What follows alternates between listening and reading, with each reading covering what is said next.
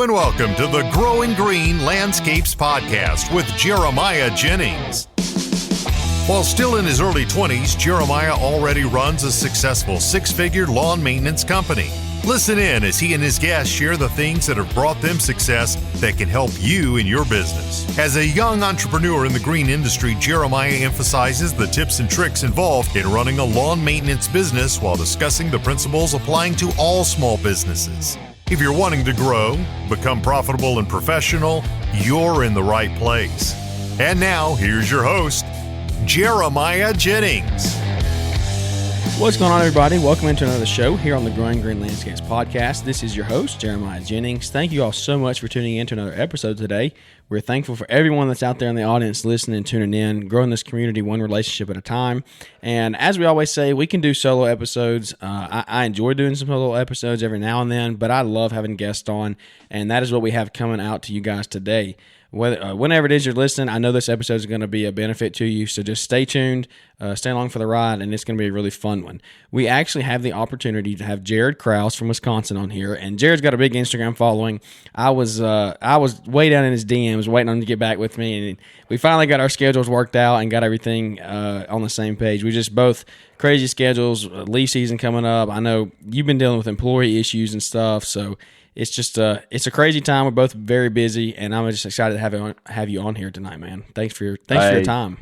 Absolutely, I appreciate you taking the time to have me on. For sure, it's just late night. I always record these late night, and like I said, you and me both. We're both owner operators. We're out there in the field still working every day, so it's hard to get it done during the day. But we're gonna take a few minutes tonight and kind of sit back and kick some business, talk some real life things, and I really believe it's going to be a help to you guys. So Jared, I normally just kind of hop in to tell me about who you are and stuff. I think most people know who you are, but give me a little rundown of who you are and kind of how you got started in the business and kind of your journey up to where you are today.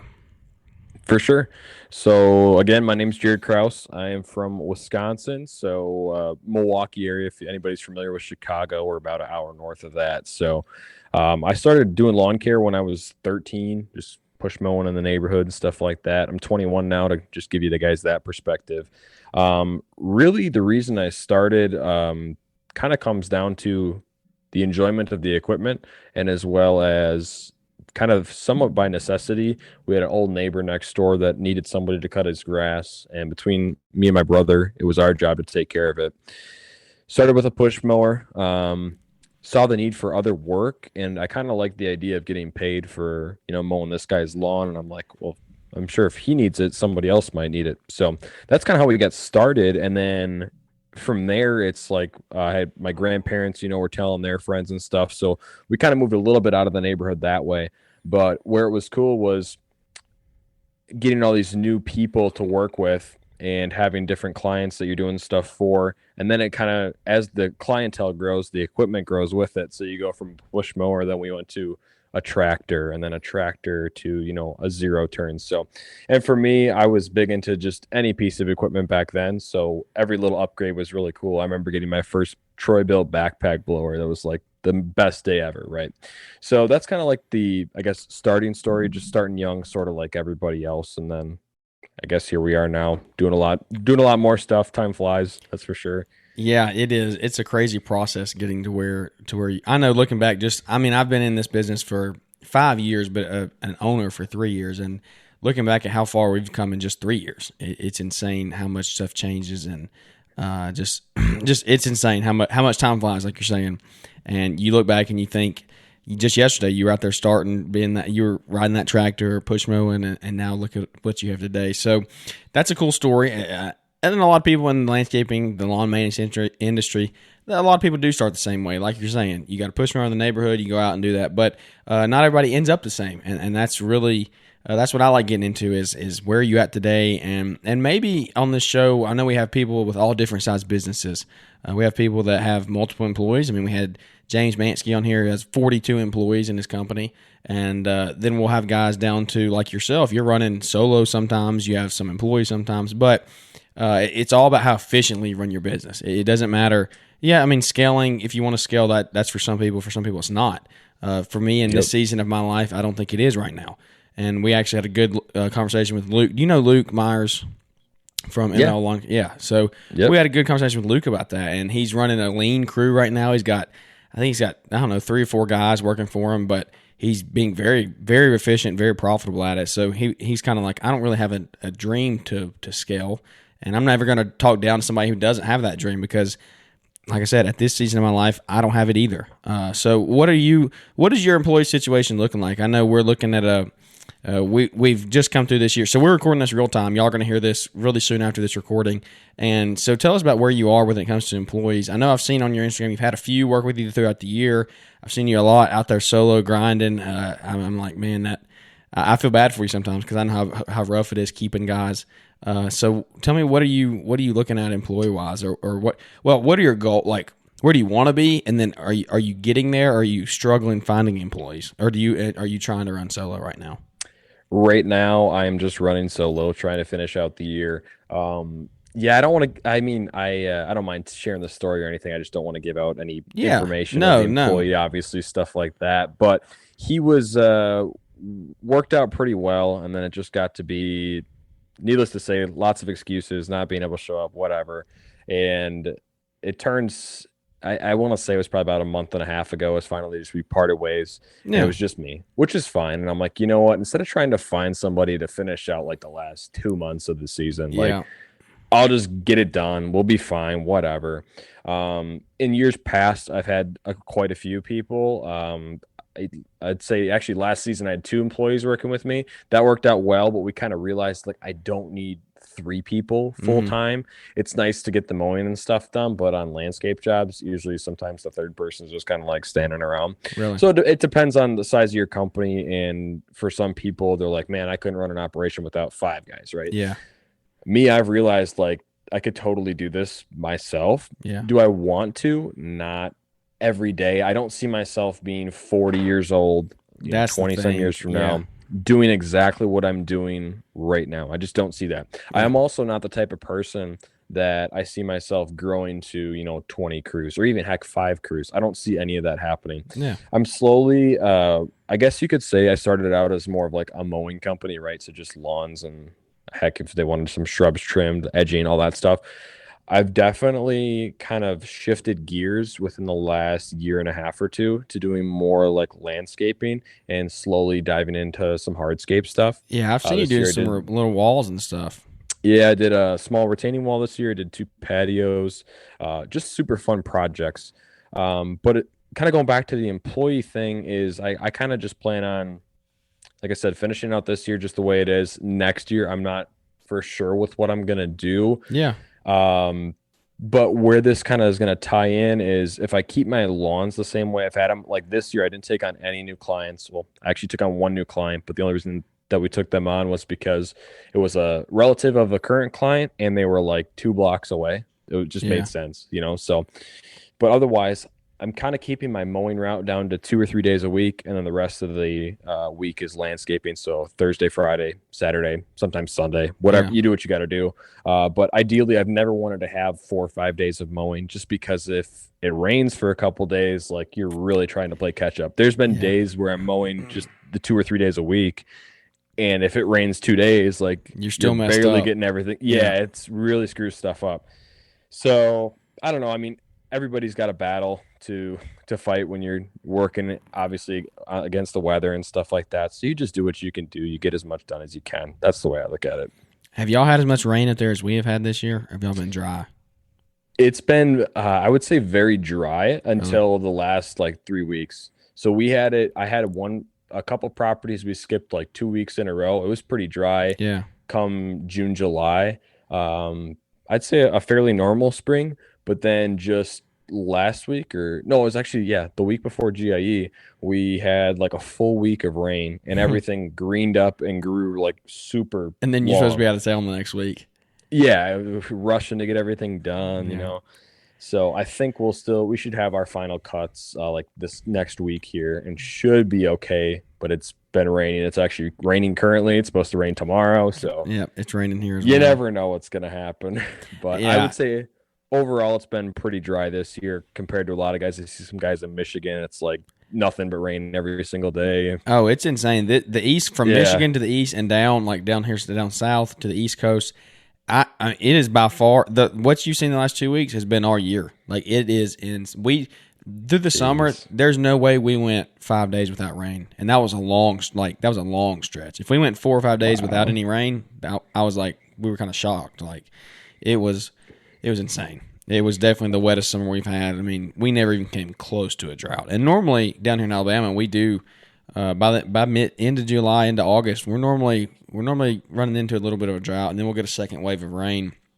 But we did not slow down at all this year. It was it was crazy. But so that's cool. So the hardscaping thing is kind of intriguing to me because it sounds like you started out mowing, and you're like, what made you get into the landscaping? Do you just enjoy it more? Is there better money in it, better profit margins? Like what entices you to get into that? That's a really good question, and it's quite a mix of a couple of things.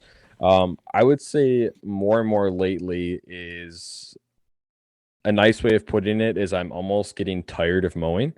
It's not that I hate it. I still enjoy it, but after doing it for going on almost 8 years, it gets very, I guess, monotonous. Like same thing, you're on the same property every Monday at 8:45, or whatever, right? Down to the minute almost, where. Yeah, and then if you finish 10 minutes late, you're like, oh man, now I'm gonna be home 10 minutes later. The rest of the day how much it's gonna affect. Yeah, exactly. So, and the reason I still like the mowing is because I know that money is coming in every single week, every single month, within reason. Yeah. But the reason I kind of like the landscaping is for a few reasons. I really am into equipment, like quite a lot. I do a lot of research on equipment. I love learning about equipment, that sort of thing. I feel like everybody does to a certain extent, but I feel like I might be a little bit crazier than others when it comes to that. But as well as going on with that, though, another thing with I lost my train of thought here. So you sound like you're a kid in a candy shop at GIE. Oh, if equipment is your thing. Definitely, especially when it comes to some of the bigger stuff like the mini excavators and all that, whatever. But yeah, the landscaping stuff, the other reason for it that I kind of got into it more was I saw like certain clients wanted certain things done, started doing some of those projects for them as well, and then kind of just started getting my feet wet in it, right? Yeah. And the other part of it is I also like going into a property, transforming it basically, and it's going to be there for months and years to come. Yeah. Whereas mowing, grass is usually long again next week, right? So that was kind of a cool way of looking at it, and that's kind of how I like to do it. And definitely, like you said, more profit margins in it for sure. Now, I guess kind of like anybody has, there's been jobs where I've broke even on. There's been jobs where I lost a little money on. I was about to ask, but to be honest, go bad. Nothing too crazy. I did one job last year, spring of like 2020. It was a timber retaining wall. That should have been the biggest red flag right there. Yeah. I don't like to touch timbers at all. I already committed to this job. We got into it. I thought I could fit my machine back there when I looked at it, and I could barely fit a wheelbarrow through there. So it was all by hand, and ran into some issues with some property lines. It was one of those jobs where the entire time you're thinking to yourself, when can I get out of here? Yeah, I've had very few jobs like that, and those ones are the worst feelings because they drag out forever too. But we got through it. We finished it. I'm done. I'm not doing work in that area anymore. And you learn from it. That's what we talk about on here all the time is like if you win in everything you do, what are you going to learn? Like you're not going to, you learn from your failures. When you go back, when you do something bad, you're like, okay, I know what not to do next time. Not to mess with, not to mess with timber retaining walls anymore. I mean, that, for sure. So you learn from that. It wasn't a pointless failure. It actually helped you Absolutely. In the future. You ever heard the saying from Nick Carlson, fail faster? Yeah. That's like one of my favorite things too. The more you fail, the more you're going to learn. Yeah. The quicker you fail, the quicker you learn, farther you get. So for sure. Everything's now in the beginning. Lesson. So you build the right way. And you don't want to have 15 Definitely. employees and then fail. When you have yourself or one or two, and then you create the right systems for the ones going forward. I don't know. I can't talk about employees too much because, like I said, this can't be an employee podcast for sure because neither one of us have 5 or 10 or 20 to talk about. Nope. But I don't know. I might get to that point when. Do you think? And guys, I don't know. We're talking business here. We're talking about we're just having a conversation, and I don't know. I enjoy podcasts like this where we just sit back and talk about about your business in general, and that's what I like listening to out there. So, do you think that you want to maybe add on, maybe like bring on like a foreman for mowing, and then you get all the way into landscaping? So, like, because you're talking about you hate the mowing. I know Dylan Stevenson out of I think he's in Ohio. He's kind of that way. He's like I saw a story the other day. He said I hate mowing. He said I saw the same one. Yeah, he's like I hate this. Like I don't want to be out here. I have 2 big jobs waiting on me, and I could be making more income, having better profit margins, and doing something that I enjoy doing. So he's like I want to. He wants to get somebody that can mow, and then I think he does at least. So do you think you could see yourself doing that going into next year? Ideally, that would be nice. I think I'm still going to be on the properties. I don't know. Even if you could have somebody do 1 or 2 days though by themselves, and you go out there and help them finish the big ones, because I see you got some big commercial lots, don't you? Yes, and that's what I mean. If I just had houses, I'd be flying solo, no problem. It's the commercials that eat up a lot of time, mainly like the trimming. Man, I got to come up with like an invention or something to save some time for trimming. You need to get one of those like KR chariot things. Have you seen those on Instagram? The things that you like standing and ride around? Yeah, those are cool. Did they like disappear off the face of the I know. earth? I saw them last year, and I've not seen anything about them ever since. No, I think their Instagram page is gone and everything. You could just get one of the hoverboards like Mulchmate uses and just ride around everywhere. I mean, I saw Craig out there riding on one the other day. I was like, that's impressive. He was at GAE whipping around on it. Oh, yeah. I was like, good for him. But something. I don't know. Who knows? Trimming, I think, is, everybody talks, Caleb Baldwin always talks about monotonous, the autonomous mowers are going to be taking over. But trimming, I don't know. Somebody better come up with something, like you're saying. I don't think anybody's ever going to figure out a way to not to do that. I'd much rather be the guy sitting on the mower than the autonomous mower mowing while I trim. Yeah, for sure. Figure out the autonomous trimmer, and then we can talk. Yeah.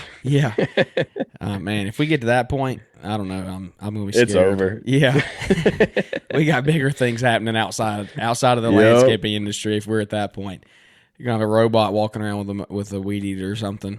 Something crazy. Wouldn't surprise me.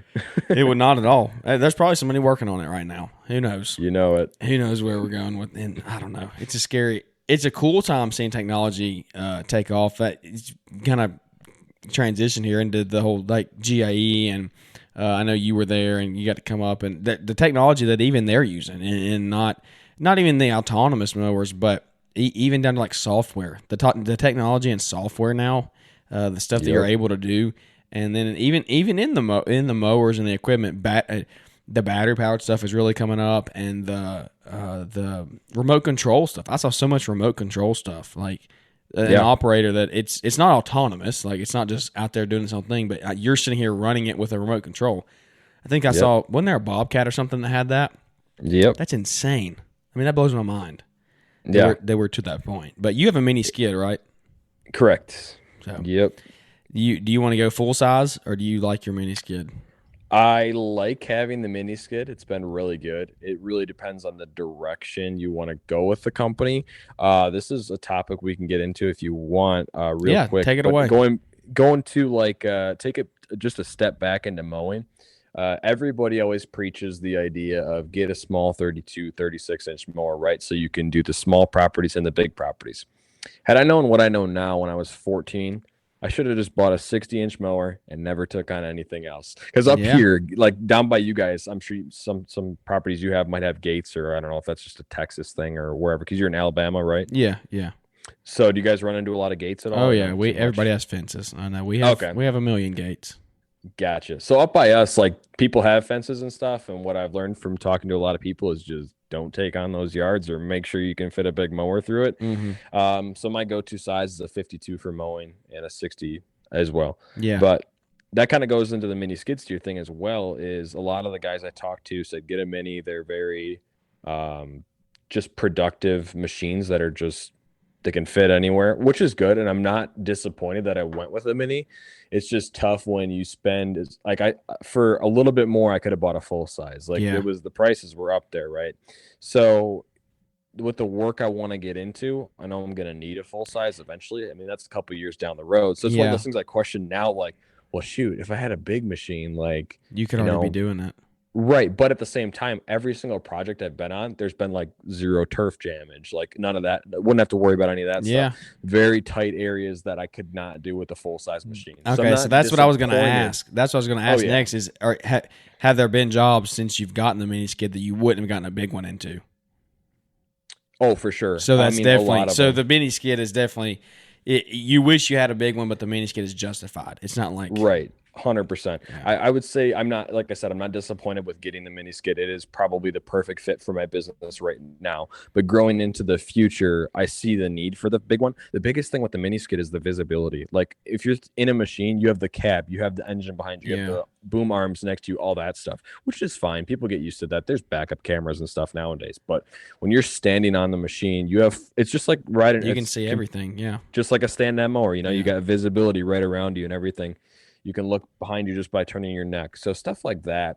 But yeah, I'm very glad I went that route now.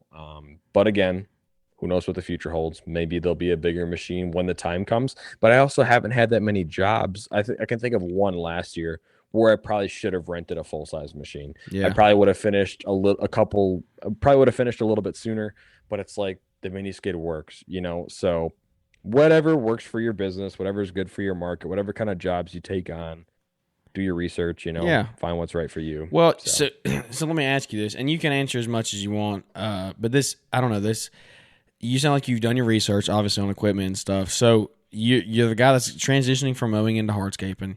If there's somebody out there who's thinking about trying to do that, what would your recommendation to them be? And guys, this is not, you can't hold Jared liable for anything that you go do after this. But that's right. If you had to give some advice to a younger guy out there that is 16, 17, 18, however old, or maybe a 30-year-old that's just trying to get out of mowing and into hardscaping and landscaping, what route would you go when it comes to equipment wise? Would you start with a mini skid? Would you start with a full size? Would you? I mean, like, how long would you wait to get a machine? Would you get a machine right off the bat, no matter what it is? Like, how would you get into it? Because as you've made that transition, what have you learned from it, and what can you give somebody else advice? So I get that question a few times through Instagram DMs and stuff. And one of my biggest things I say to guys that are wanting to get into this industry, or not that I'm anything special by, doing landscaping or anything, but like the very first thing is to just start working. Obviously, like you can be doing lawns, but it starts with, okay, so-and-so wants some mulch done. It starts with little stuff like that that'll work your way into, hey, so-and-so needs a shed pad. Somebody needs this dugout. Somebody needs material hauled to here. So it really starts with kind of getting your name out there and kind of marketing, not necessarily marketing, but just telling people what you're capable of. Word of mouth marketing. Yeah, if nobody knows you have a dump trailer, or if nobody knows you have, let's say, a mini skid, right? Mm-hmm. They're never going to hire you for that work. I mean, they might call you on a whim and say, hey, is this something you can do? And they'll be like, oh yeah, sure. But the other thing too is, what was the other half of that question? You wanted to know what route people would go for equipment? Yeah. Like, how soon would you get equipment right off the bat, or how long are you going to push a wheelbarrow around before you get a mud buggy or a mini skid, something like that? How long are you going to hand shovel before you get a mini skid to get stuff out of the trailer? I did a lot of that, and I feel like people never saw that. So I'm sure a lot of people will say, you didn't put in your time, whatever. Yeah, there's always if you're smart, say that. If you're smart, if you can work around putting in your time, more power to you. If you got the money to go buy the machine, nothing wrong with that, right? I try to keep everything I do debt free as much as possible. Yeah. So I wouldn't be the guy to jump into a machine right away. Now I can tell you, when I bought my machine, I already had a bunch of work booked out, and I was just like, I could either rent one for quite a bit this summer, or I could just buy it and it'll be paid for. Right. Yeah. So I'm just like, you know what? I'm going to do that. Right. Because I did the math that first year. So this last summer I had it. If I would have rented the machine, it would have cost me, I think, like $8,000 or $10,000 to rent it throughout the summer. Mm-hmm. And I was just like, it just made sense to buy it in the long run. Right. So I would say if you plan to get into the industry or do this type of work, and you're in it for the long haul, I would say if you can afford to, go with a machine. The mini skid is kind of that perfect machine that'll do a lot of the smaller jobs and get you into the bigger ones. Now, if you don't see yourself doing like these smaller size jobs, you see yourself moving tons of dirt and material and stuff, get bigger equipment, find what's right for you. But I talked to so many people. I mean, I don't know if you know Blake from It's His Turf at all. Yeah. I met him at He GA. was he's a really cool dude. He really helped me a ton with, which one to go with. He's like, Jared, listen to me, man. I got a full-size skid, I got a tractor, and I got a mini skid. That mini skid is the most used machine in my entire company. Really? That's so I'm just like, okay, it's good to hear. That is good. Because I myself have been debating on. We've been doing some more landscape jobs. I've been thinking about getting a small piece of equipment, or I don't know what I want to do. But I've thought to myself, why not a tractor? Like, what is the actual benefit over a tractor? What does a mini skid have over a tractor? And so that's funny that he said that. You said he has a tractor, but he still uses the mini skid more. Yep. I mean, he has obviously all of his equipment gets used at some point, right? But he was saying that the mini skid is like his best probably purchase for as far as equipment goes. I would say mini skid or a skid steer over a tractor. It's almost like a zero turn in one sense because you can turn on a dime if you need to. Whereas a tractor, it's kind of like back up, turn, mobility. That's what it comes down to. Right. I mean, you got the benefits of PTO attachments on a tractor, which is nice. But with a skid steer, you have hydraulic attachments, hydraulic components. Exactly. It's usually easier if you need to rent a attachment to get it for a skid steer rather than a tractor. Yeah. Stuff like that. Rental yards are usually going to have skid steer attachments. Handy. That's what I'm looking. I'm looking for to get a mini skid that has an auger on. I mean, to get the auger attachment because we're taking on a lot of new landscape installs, and I'm so tired of running the hand auger. I'm like, golly, this is miserable. I could just be pressing a button and the hole could be dug. Yep. So I haven't bought one of those yet because I haven't used it a ton, but we rented one for a job, and man, I couldn't imagine. We did some footings for a buddy of mine that's got a construction company.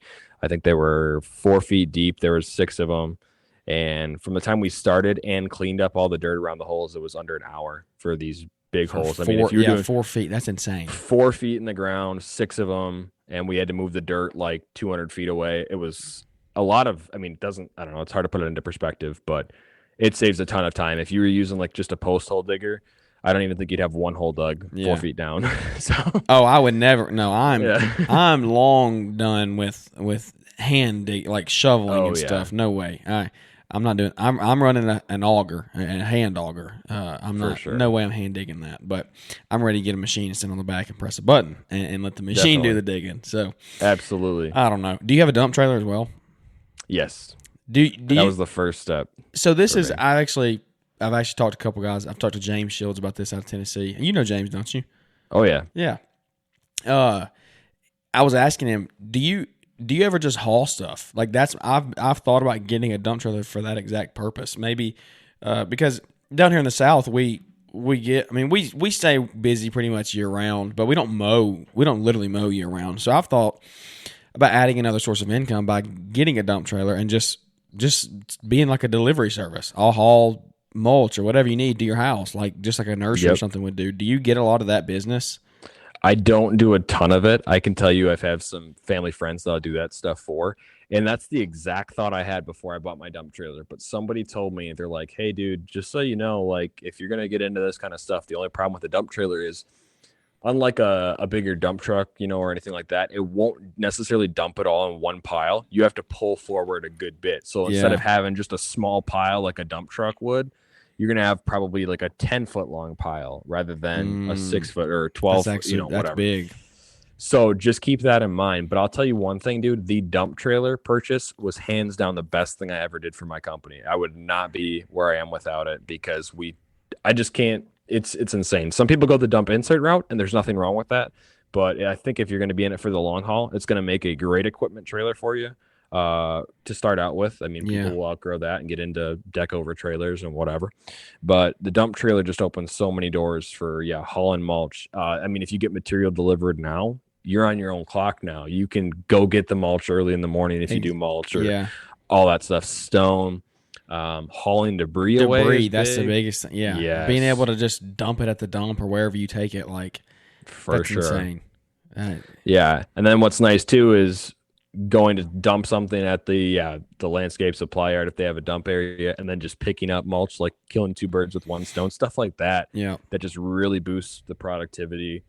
And like I said, it opens up so many doors because now you can do a gravel driveway extension for somebody. Yeah. You can throw some topsoil down and plant some grass. You can pick up, pallets of sod, pallets of brick, you could with your truck too, but now you have a bigger area to do it. So the dump trailer, I kid you not, that's seriously one of my favorite things I've bought. And I've talked to a lot of people, and the same thing. It just opens so many doors for their company to do so many different things.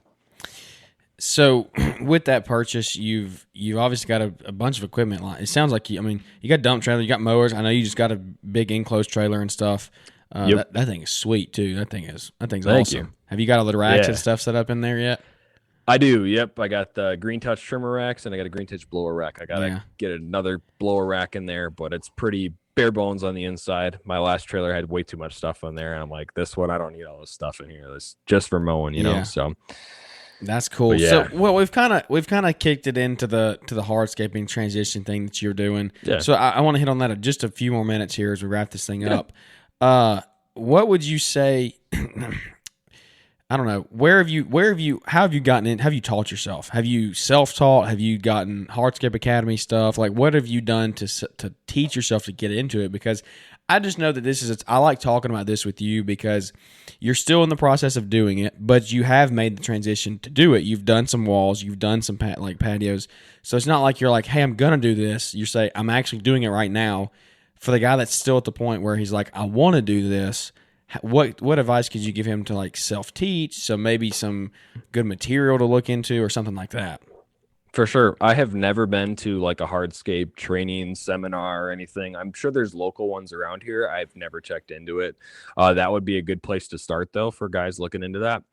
I would also look at the resources online. Yeah, the Hardscape Academy is a great one. I think Caleb has a couple of free courses. I looked at some of those actually just like last week. Yeah. And I might actually buy some of those over the winter just to kind of learn some of that I stuff. bought the how to install the patio. That's a good one. Yeah. Yeah, it's worth it. It's worth the money.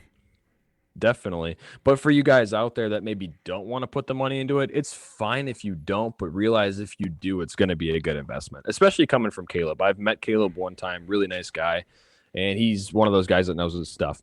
A lot of the stuff you can learn obviously from YouTube videos as well, but you're going to watch like 3 different YouTube videos and 3 people are going to say 3 different things. Yeah.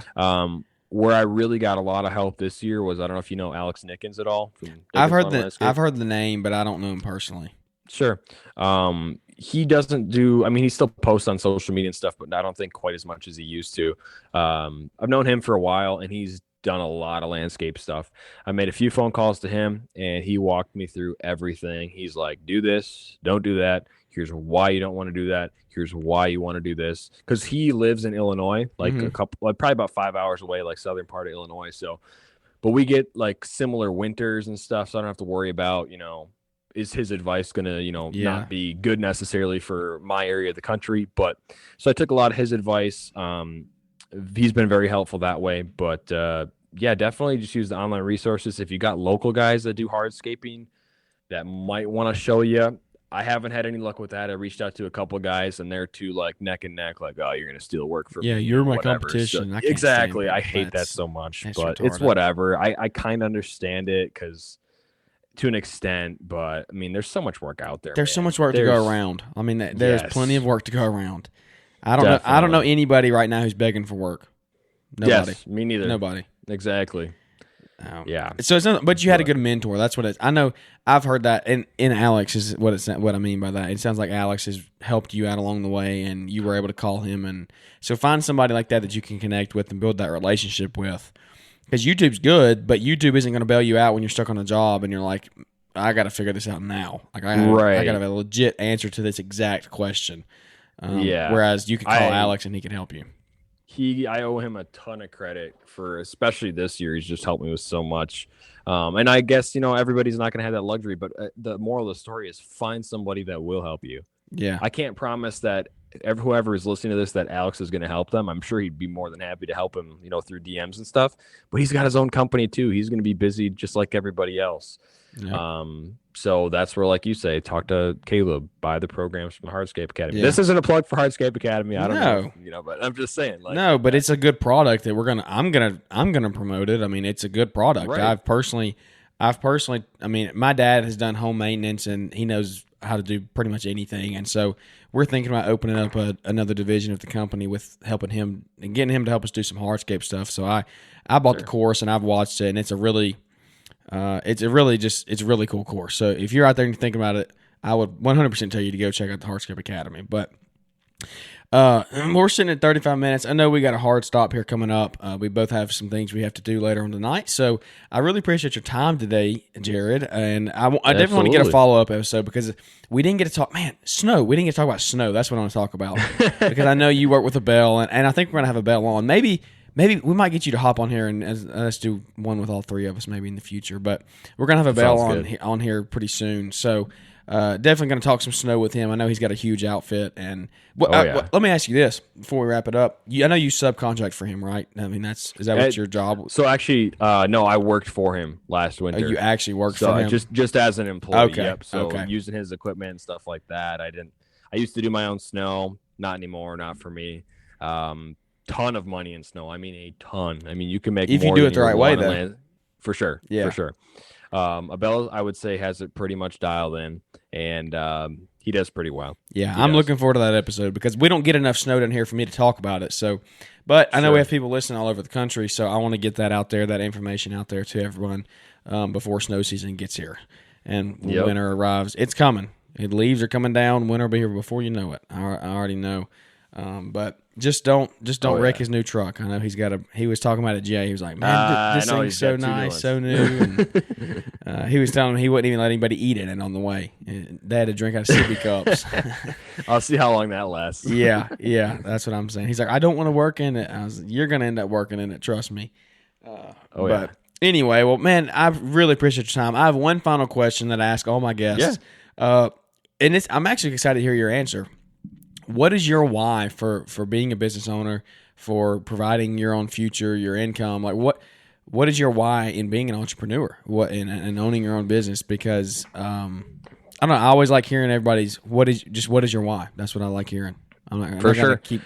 I really struggled with this question for the last few months, but I kind of dial it into the way I thought for the last few years.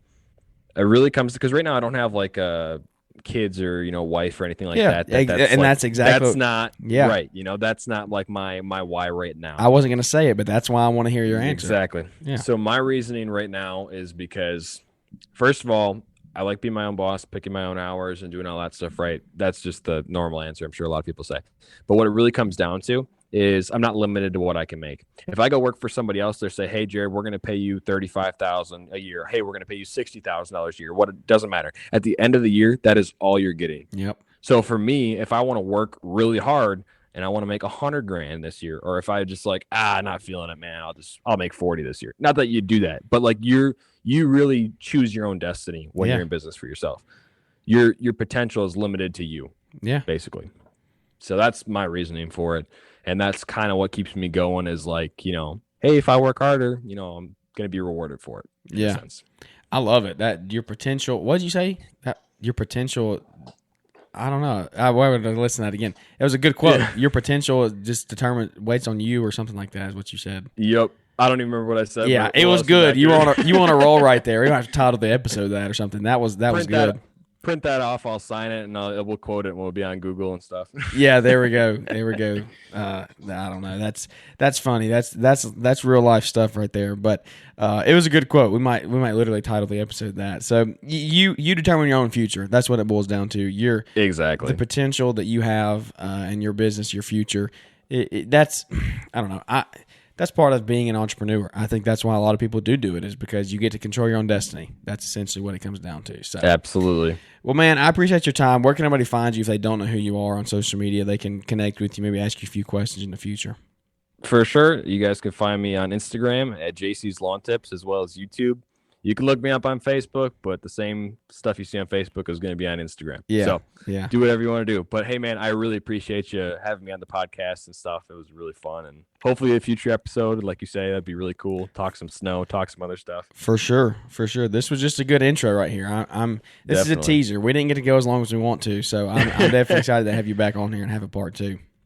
For sure. Appreciate it, man. Absolutely. Well, guys, thank you so much for tuning in today. It's been another great episode. I hope you got some value out of this episode. I know we didn't talk a lot of numbers. We didn't talk anything like that, but we talked real life business stuff and the stuff that goes into running a business when it comes to mowing and transitioning into the hardscaping landscape world. So hopefully it benefits somebody out there. If not, hopefully you just enjoyed the conversation, because I did. I enjoy getting to talk to different guests like Jared and all types of different business owners. And so I appreciate you listening. If you would, leave those ratings and reviews, and that'll really help us boost up in the ratings here and get some other get a bigger audience coming in here so we can grow the community one relationship at a time. But thank you for tuning in today. You can connect with us on Instagram at Growing Green Landscapes, and my email will be in the show notes. If anybody wants to contact me directly, we can talk about some anything you want to. I'm always here to help you out. If you got any questions, let me know, and we can definitely help you out. But thank you for listening, and we'll catch up with you. Thanks for tuning in to the Growing Green Landscapes podcast. We know you have many other podcast options to choose from, and don't take it for granted that you chose to spend some time with us today. You can connect with Jeremiah Jennings at Growing Green Landscapes on Instagram, or use the link in the show description. Don't forget to smash the follow button on the podcast and leave those 5-star ratings and reviews. We hope you crush it in your business and hope to catch you on our next episode.